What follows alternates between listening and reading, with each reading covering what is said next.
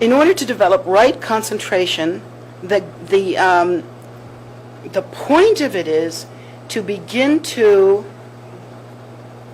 dismantle the heavy reactionism, the construct of our own perception, and to create a mind that is firm and strong and not out of control. Because our minds get out of control when we habitually are very emotional. There's just no control. And so we learn to do that. And one of the wonderful techniques that's given is to concentrate. It's called single-pointed concentration, or one-pointed concentration. And one of the first techniques that you learn in Buddhism, for instance, is to take, say, an image of the Buddha, and to concentrate on that, and let everything else go. Let your perception go completely. And you sit there really in meditation, and you just watch the image, and you're filled with the image, and you take note of the image, and you look at the finest parts of the image.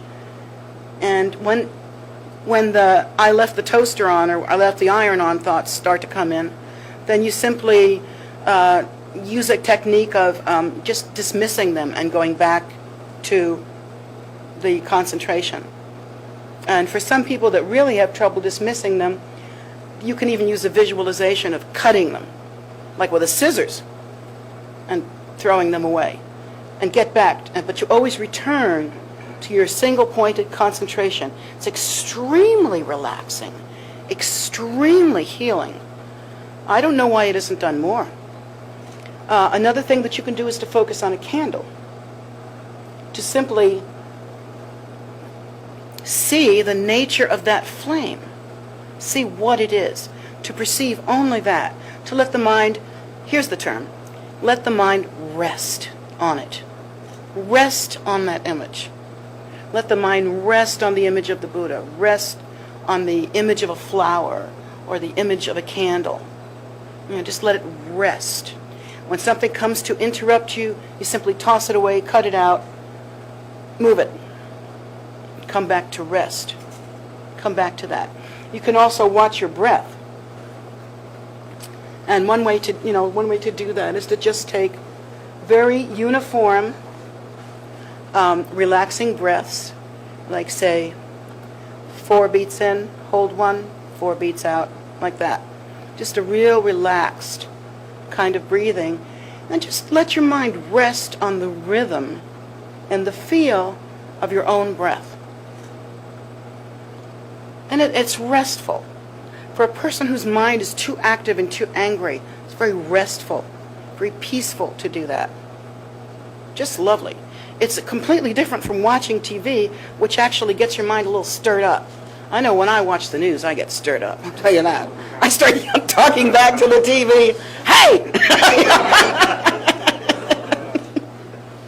So yeah, I get real stirred up. Then I go look at my candle. But it's that single-pointed concentration, and it's right concentration. It means wholesome. It's wholesome concentration. Your mind is not filled with scattered BS. It's not fighting battles that you had yesterday, which we do. We review all the stuff that happened to us. We ruminate on it. We fight battles we had last week. 2 weeks later, we thought it was the smart comeback. In the middle of our meditation, that is. So you fight that by using single-pointed concentration. And even if you do that, just laugh at yourself and come back. Always drop it, come back. Drop it, come back. So pretty soon you'll be able to do it for longer and longer and longer.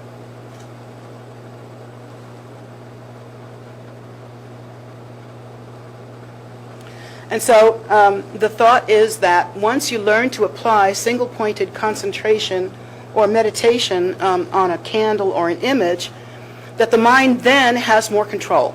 You have more muscle. And really, the mind is almost like a muscle, really. You have to build it. It's flabby. So you have to, in the same way that you work out to keep your body strong, or walk to keep your muscles in good shape, whatever you do, it's the same with your mind. Your mind has to be kept. It isn't just there, and you just deal with it however it is, because in that case, your mind tends to act like a monkey. It's all over you.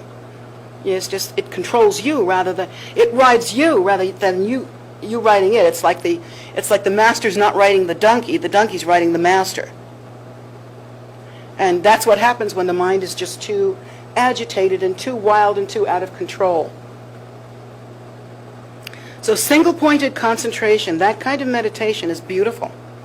Lord Buddha said even whatever practice he learned, whatever he learned in his whole life, and he went from asceticism, and self-punishment and that kind of thing, the whole gamut that was possible at that time, all the way to, as a young prince, he was a noble being, but still he was a prince. He had great food, and he had a beautiful wife, and his whole life ran the gamut of the very best, most sensual life, almost hedonistic, to asceticism.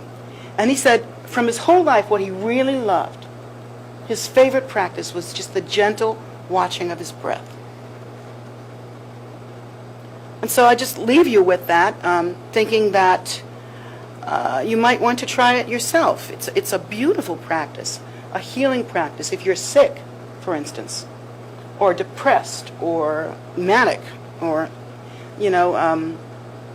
you may not be able to do it without some sort of treatment or medication, but it behooves us to try. To calm the mind, to center the mind, to develop single-pointed concentration.